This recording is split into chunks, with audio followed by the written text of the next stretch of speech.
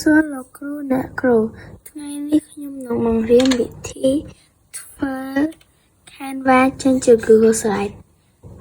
មុនគេយើងត្រូវការចុច Share នៅខាងស្ដាំដៃរបស់យើងរួចហើយយើងទៅរក Google Drive បើយើងរកមិនឃើញយើងនឹងចុចចំណុច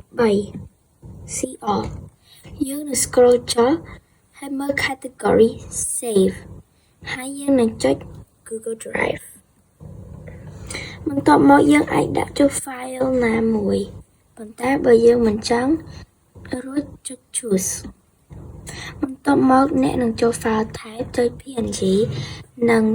ងចុច PPTX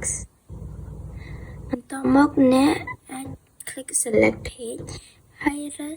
page តាមចំណាប់ចិត្តរបស់យើងប៉ុន្តែខ្ញុំនឹងយក all page បន្ទាប់មកយើងចុច done ហើយ save ឥឡូវយើងត្រូវការចាំ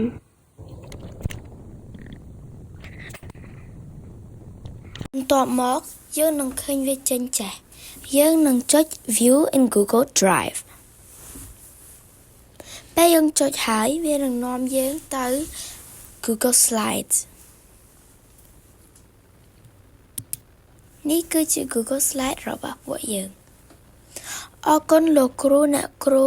និងសិស្សានុសិស្សដែលកំពុងទស្សនាវីដេអូនេះ